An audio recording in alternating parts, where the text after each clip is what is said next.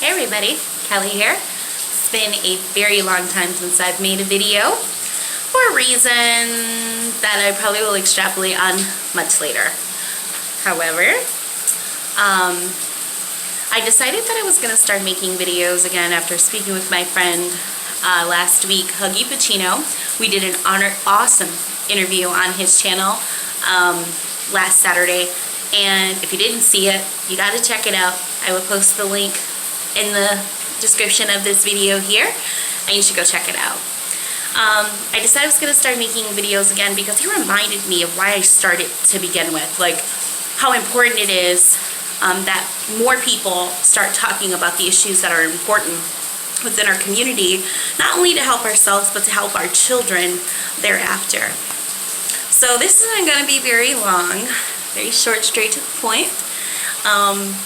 I posted a status on my Facebook page today saying that men have some incredibly unrealistic standards to be held up to, and the reason why I said that is something I've been thinking about for a long time.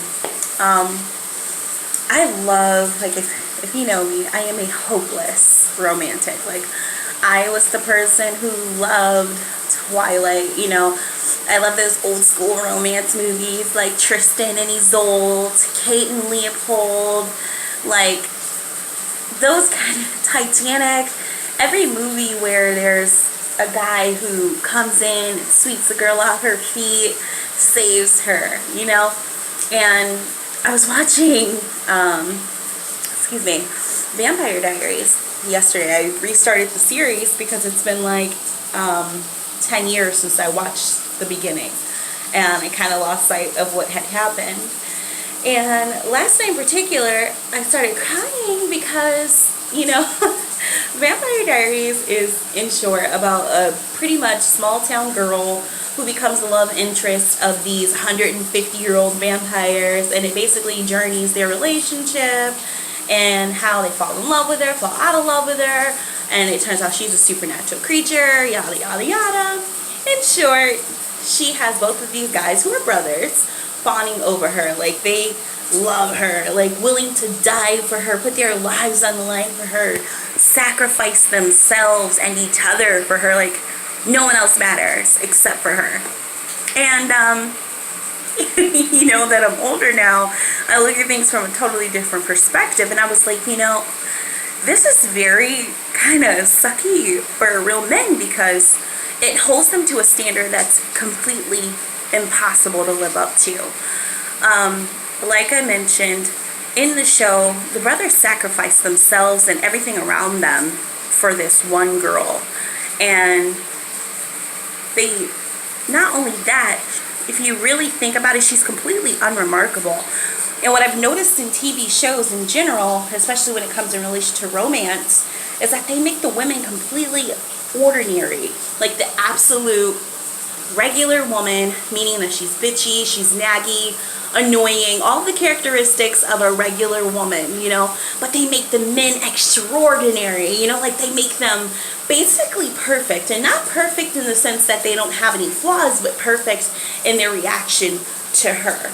Like, she can do no wrong, and no matter what she does, they're always going to be there for her. They're always going to love her. And I feel like that sets the men up for failure because we as women are being sold this idea that if a man really loves you, he'd go above and beyond for you. He'd go to the ends of the earth for you. He'd die for you. No matter what you do, he's supposed to love you and cherish you. It doesn't matter if you had sex with his brother. It doesn't matter if you, you know, it's crazy. Like, it's really, really insane what it does to the psyches of young women and young girls. And it's not just that. Like, even in movies that are more for adults, that kind of, what do you call it, conditioning is there as well. Like, there's this movie called what is it, Almost Christmas, and it has like Monique, Omar Epps, Gabrielle Union, Danny Glover, and it's about a family getting together one time for a Christmas after the matriarch passes away. And in this movie, Gabrielle Union's the love interest of her like next door neighbor, and this guy is like pretty much perfect. Like, he's trying to pursue her, being kind to her, and just trying to get her attention, and she like curbs him at every opportunity. Not just curbs him, she's like downright nasty to him, like so mean and disrespectful, and he keeps pursuing her. He keeps trying to build a relationship with her, no matter how nasty and mean she is, you know. And again, that sets up this unrealistic expectation for men, and it tells little boys too that you don't deserve respect. A woman doesn't have to respect you. She doesn't have to treat you right. And even if she doesn't, you're still supposed to pursue her. And it tells young girls it doesn't matter how you act. You don't have to treat a guy with respect. He's still supposed to pursue you, and you're still supposed to be his love interest regardless of how you treat him, how you talk to him. A real man would still pursue you no matter how crappy you are.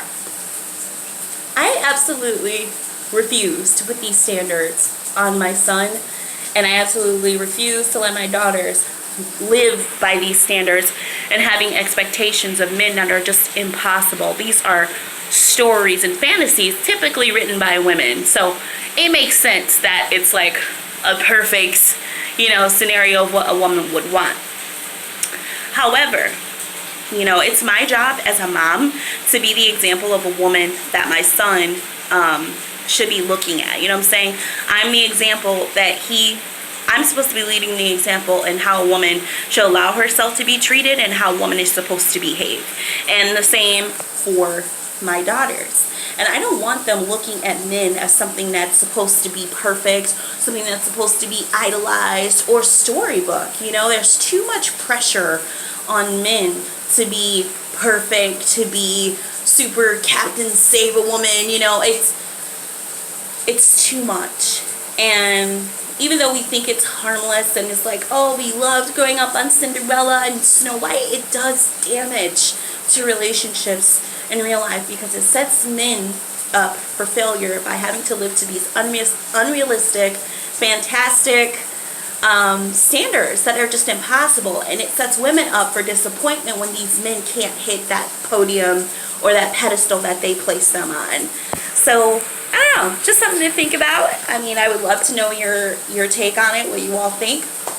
But yeah, that's where I'm at with it. That's what I was thinking about. Alright guys, till next time, see ya.